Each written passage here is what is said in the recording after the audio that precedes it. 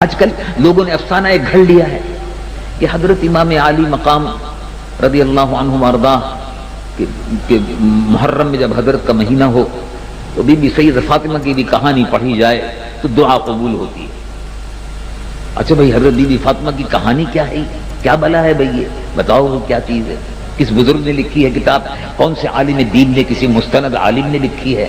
کیا کتاب ہے؟ کہانی کی کتاب ہے، بازاروں میں ملتی ہے، روپے 2 روپے کے اندر مل جاتی ہے، تو ہر ایک بیچارہ اس کو خریدتا ہے۔ ان کا کہانی، لکڑہارے کی کہانی، اس کی بیوی کی کہانی۔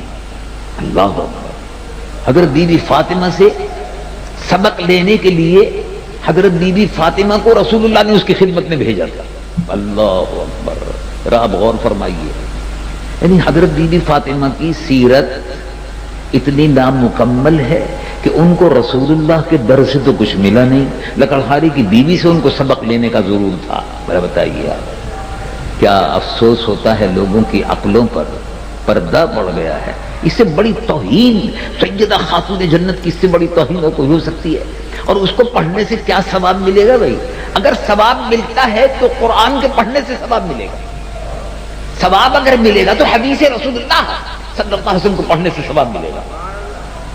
یہ مختصر چیز مسلمانوں کو، ایمان والوں کو گمراہ کرنے کے لیے جو بےہودہ روایات پھیلائی جا رہی ہیں، ان بےہودہ روایات سے ایمان بھی، عقیدہ بھی خراب ہوتا ہے، اور اہل بیت رسول اللہ کی، سیدہ خاتون جنت کی توہین ہوتی ہے۔ لیکن بس وہ ہمارے یہاں بھی اہل سنت میں بہت بڑی جہالت ہے۔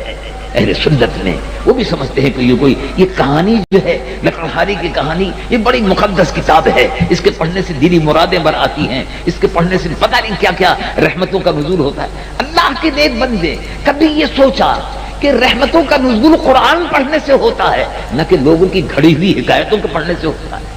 رحمتوں کا نزول سید العالمین محمد رسول اللہ صلی اللہ علیہ وسلم کی زبان مبارک سے جو کلمات ادا ہوئے ہیں، ان کے پڑھنے سے رحمتوں کا نزول ہوتا ہے۔ رحمتوں کا نزول اولیاء کاملین کے ذکر سے ہوتا ہے، رحمتوں کا نزول اہل بیت کے ذکر سے ہوتا ہے۔ لیکن جس میں توہین اہل بیت کا پہلو نکلتا ہو، اس میں رحمتوں کا نزول کیسے ہو سکتا ہے؟ لیکن بہرحال لوگ کرتے ہیں۔ تو مطلب میرے عرض کرنے کا یہ تھا کہ امام علی مقام، امام سید الشہداء، شہید کربلا رضی اللہ عنہ وارضاہ کا میسج، پیغام کیا تھا؟ کربلا کا پیغام کیا ہے؟ وہ کہا کربلا کا پیغام یہ ہے کہ تعزیہ بناؤ، یہ ہے کربلا کا پیغام۔ اچھا، سبحان اللہ، ماشاء اللہ۔ تو کیا کربلا میں جب یہ لوگ گئے تھے تعزیہ ساتھ لے کے گئے تھے؟ کربلا سے جب واپس آئے تھے، دمشق گئے تھے، مدینہ منورہ گئے تھے، تو واپسی شہادت کے بعد تو کیا تعزیہ لے کے گئے تھے؟ وہ کربلا کا پیغام یہ ہے کہ قبر بناؤ، چادر چڑھاؤ، جلیبی چڑھاؤ، اور آپس میں بھنگڑی چرسی، آپس میں پیسے بانٹ لو۔ یہ ہے کربلا کا پیغام۔ توبہ توبہ، استغفر اللہ۔ ذرا آپ سوچئے، کیا امام علی مقام امام حسین نواسہ رسول نے، جس کا ایک قطرہ خون جو ہے وہ پوری امت کا خون ایک طرف، اور نواسہ رسول کا ایک قطرہ خون ایک طرف، اس کے برابر نہیں ہو سکتا؟ پوری امت کا خون، وہ تو وہ عظمت تھی۔ تو یہ خون جو کربلا کے میدان میں گرا ہے، وہ اس لیے گرا تھا کہ امت جو ہے وہ تعزیہ بنائے، امت جو ہے امام حسین کی قبر بنائے، اور اس قبر کی پوجا کرے، اور اس قبر کے اوپر پھول چڑھائے، اپنے ہاتھوں سے قبر بنائے، اپنے ہاتھوں سے پھول چڑھائے، اپنے ہاتھوں سے لوبان جلائے، اس پہ جلیبی چڑھائے، اور اس کے بعد خود ہی کھا جائے، اور پیسے رکھ کے چرس پی لے اور ہیروئن پی لے، اور فرصت اگر مل جائے تو اس تازیوں کو کباڑا بنا کے اٹھو کماڑی میں ڈالی آؤ، اللہ اللہ خیر صلی اللہ، یہ گھر پہ لے آؤ، اگلے سال پھر کام آئے گا، پھر چندہ ہوگا، پھر پیسے آئیں گے، پھر چرس کا پیسہ ملے گا، پھر ہیروئن پینے کا موقع مل جائے گا۔ کیا کربلا کا یہ پیغام ہے؟ خود سوچیے آپ ٹھنڈے دل سے کہ کربلا کا یہ پیغام ہے کہ تاشے بجاؤ، ڈھول بجاؤ۔ کبھی ڈھول تو شادیوں میں بجتے ہیں، ہمارے زمانے میں ہمارے یہاں رواج یہی ہے، اور ساری دنیا میں رواج یہی ہے کہ شادی اور خوشی کا موقع ہوتا ہے ڈھول بجاتے ہیں. تو کیا کربلا کا پیغام یہ ہے کہ ڈھول بجاؤ، شادی ڈھول بج رہا ہے اور بھنگڑا ڈال دیا. بھئی بھنگڑا کیا ہوتا ہے؟ کربلا کا پیغام یہ ہے کہ بھنگڑا ڈالو، یعنی خوشی. بھنگڑا ڈالنے کا مطلب خوشی ہوتی ہے. تو خوشی تو کیا امام عالی مقام کی شہادت کی خوشی ہے؟ امت کے لیے اس سے بڑا غم کوئی نہیں ہے جس دن شہادت امام حسین ہوئی تھی. اس سے بڑا غم کوئی نہیں تھا امت کے لیے، اس لیے کہ امام مظلوم تھے. رسول اللہ کے وہ نواسے شہید کیے گئے کہ جن کو رسول اللہ صلی اللہ علیہ وسلم اپنے کندھوں پر اپنے دوش مبارک پر سوار کرتے تھے، ان کو شہید کیا گیا. رسول اللہ صلی اللہ علیہ وسلم جن کو محبت بھری نظروں سے دیکھتے تھے، گود میں رکھتے تھے، اپنی گود میں کھلاتے تھے، سجدے میں اگر ہوتے تھے اور امام حسین بچے سے کھیلتے ہوئے آپ کی پیٹھ پر پشت مبارک پر چڑھ جاتے تھے تو رسول اللہ سجدے سے سر نہیں اٹھاتے تھے کہیں ایسا نہ ہو کہ امام گر جائیں. یہ محبت تھی، یہ تعلق تھا. تو کیا امام عالی مقام نے کربلا کے اندر جو شہادت دی، رسول اللہ کے نواسے کی شہادت، اس کا صرف اتنا ہے کہ تاشے بجا دیے، ڈھول بجا دیے، اس کا حق ادا کر دیا. لو بھائی حق ادا ہو گیا. امام حسین رضی اللہ عنہ وارضہ کی شہادت کا پیغام صرف یہی ہے کہ 2000 4000 20000 10,000 پیسہ خرچ کر لو اور ڈھول تاشے بجا دو اور قبر بنا لو. اب تو جھوٹی قبر بنانے کا رواج ہو گیا. مجھ کو پاکستان آئے ہوئے اب 53 سال ہو گئے تقریباً. بہت سی جگہ میں دیکھتا ہوں وہاں کوئی مزار تو کبھی تھا نہیں، اب جو دیکھتا ہوں تو وہاں مزار بنا ہوا ہے. بھئی یہ کس کا ہے؟ اور یہ اللہ کے ولی تھے. اچھا بھئی کیسے بن گیا مزار شریف؟ آپ کو کیسے پتا کہ یہ اللہ کے ولی تھے؟ ان کا مجھے خام میں زیارت ہوئی تھی اور جو یہ کہہ رہا ہے مجھے خام میں زیارت ہوئی تھی اس کے منہ سے بدبو آ رہی تھی. معلوم جیسے چرس پی کے آیا ہے، یہ شراب پی کے آیا ہے، یہ ہیروئن پی کے آیا ہے. وہ حیدرآباد ایک زمانے میں جایا کرتا تھا تو نئے نئے روڈ ابھی یہ بنا تھا، یہ ہائی وے سر 1962 میں تقریباً 62-63 میں یہ حیدرآباد کا ہائی وے بنا. کوئی کبھی مزار نہیں دیکھا. کئی دفعے گئے، ایک دن جو ہم جا رہے تھے دیکھا جھنڈے لگے ہوئے. اچھا، اور 2-4 آدمی وہاں بیٹھے ہوئے، بڑی بڑی مونچھیں ہیں ان کو وہ تاؤ دے رہے ہیں، داڑیاں ان کی منڈی ہوئی ہیں، مونچھیں ان کی بہت بڑی بڑی. جب دور سے ہم نے دیکھا میں نے کہا بھائی کوئی مزار شاید معلوم ہوتا ہے. تو دیکھتے ہیں کون ہے، شاید کوئی تازہ مزار بنا ہوگا، کوئی اللہ کے ولی ہوں گے. تو جھنڈا ونڈا لگا ہوا ہے، چلو بھائی چلتے ہیں. گاڑی روک لی. ہم نے ان سے پوچھا کہ بھائی یہاں سے ہم کئی مرتبہ گزرے ہیں، اگرچہ روڈ ابھی بنے ہوئے تھوڑا ہی عرصہ ہوا ہے، 8-10 مہینے ہوئے ہیں، لیکن یہ مزار شریف جو ہے یہ ہم نے نہیں دیکھا تھا، یہ اب دیکھا. کہاں یہ اللہ کے ولی کا مزار ہے. اچھا. اس نے ہم کو بھی نہیں پہچانا اور ہم ظاہر ہے نہیں پہچانتے تھے. تو میں نے کہا کہ اللہ کے ولی ہیں، آپ کو کیسے معلوم ہوا؟ تو وہ صاحب فرمانے لگے میں نے خواب میں دیکھا تھا. اچھا سبحان اللہ.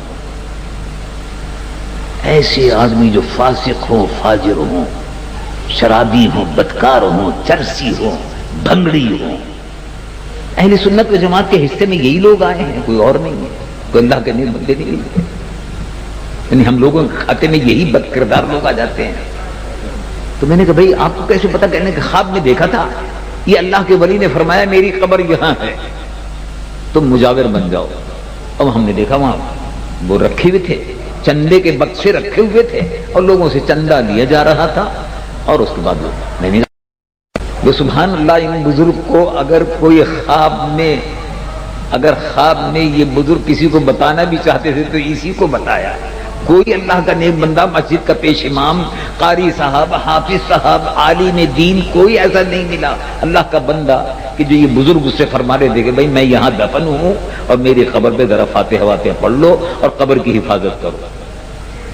لوگوں نے جعل سازی، کاروبار، یعنی دین میں اور مذہب میں بھی کاروبار، لوگوں کو دھوکہ دینا، جھوٹی قبریں بنانا، اب جھوٹی قبر بنا کر خود مجاور بن جانا اور اپنی آمدنی کا ذریعہ بنا لینا اور اس پہ قبضہ کر لینا۔ اب آپ دیکھیں بہت سے مزارات ہیں، شارع فیصل پر آپ چلیں، وہ مزار شریف ہے شارع فیصل پر، وہ ڈیفنس ایریا بھی ہے، بالکل سر راہ، بالکل روڈ پر مزار شریف ہے۔ وہاں آپ دیکھیں چرسی بیٹھے ہوئے ہوں گے، بھنگڑی بیٹھے ہوئے ہوں گے۔ اسی طرح سے غازی عبداللہ شاہ صاحب رحمۃ اللہ علیہ کے مزار شریف پر آپ جائیں، 1,08,00,000 روپے کی سالانہ آمدنی کا مزار ہے، نہ وہاں کوئی مدرسہ ہے، نہ دارالعلوم ہے، نہ قرأت کا کورس ہے، کچھ نہیں، سارا پیسہ اوقاف والے کھا جاتے ہیں، ایسا کھاتے ہیں اور ہضم کرتے ہیں کہ ڈکار بھی نہیں لیتے۔ 1 کروڑ روپیہ کہاں چلا گیا؟ آنے جانے والوں کے لیے کسی قسم کی کوئی سہولت نہیں، سارا پیسہ جو ہے اوقاف ڈپارٹمنٹ کھا جاتا ہے۔ یہ چور، بیوروکریسی، افسر شاہی بزرگوں کے مزارات پر مسلط ہے، اور وہاں چرسی اور بھنگڑی غازی عبداللہ شاہ صاحب کے مزار پر بیٹھے ہوئے ہیں۔ آنے والا دیکھنے والا یہ کہتا ہے لو بھائی یہ ہیں اہل سنت و جماعت، تعارف کراتے ہیں، یہ ہیں اہل سنت و جماعت، دیکھو بھائی یہ ہے۔ اسی طرح سے تعزیوں پہ ہم نے قبریں بنانی شروع کر دی۔ بھائی تعزیے کی قبر کہیں کی بنی؟ امام حسین کی قبر، تو بھائی کتنی قبریں امام حسین کی بناؤ گے؟ ہزاروں تعزیے نکلتے ہیں۔ تو خیر تعزیوں کا رواج تو یہی بر صغیر میں ہے اور کہیں نہیں ہے۔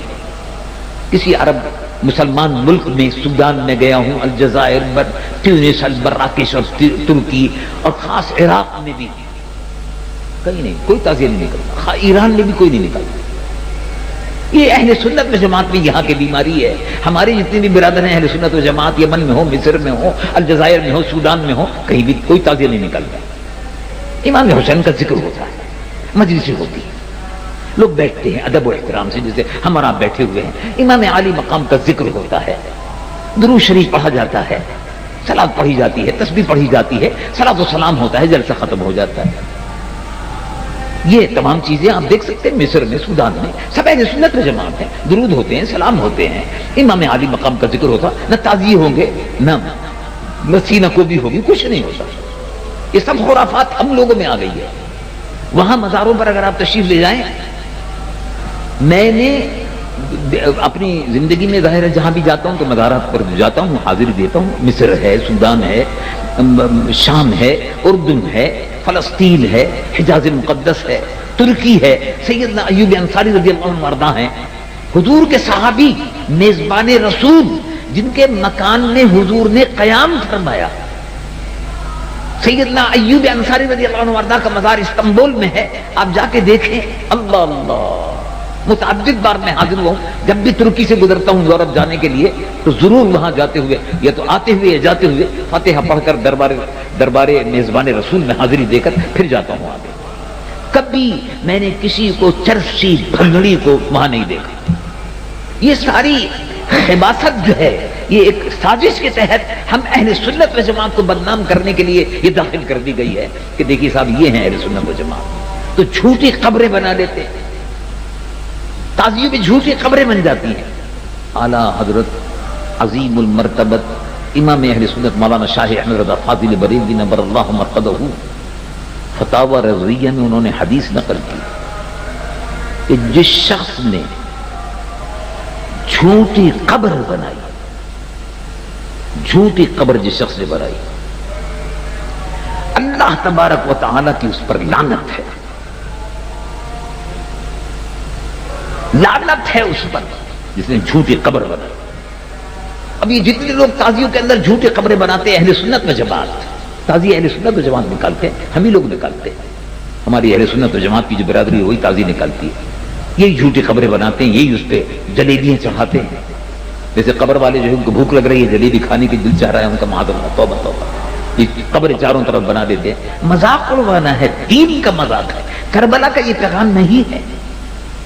لعن رسول اللہ صلی اللہ علیہ وسلم، رسول اللہ نے لعنت فرمائی ایسے لوگوں پر جو جھوٹی قبریں بناتے ہیں اور اس کو اپنی آمدنی کا ذریعہ بناتے ہیں، اس میں مجاور بن کے بیٹھ جاتے ہیں جھوٹی قبر پر اور پیسے لوگوں سے وصول کرتے ہیں، لوگوں کو دھوکے دیتے ہیں۔ اور لبابا کوئی خبر ہے نہ کوئی مردہ ہے.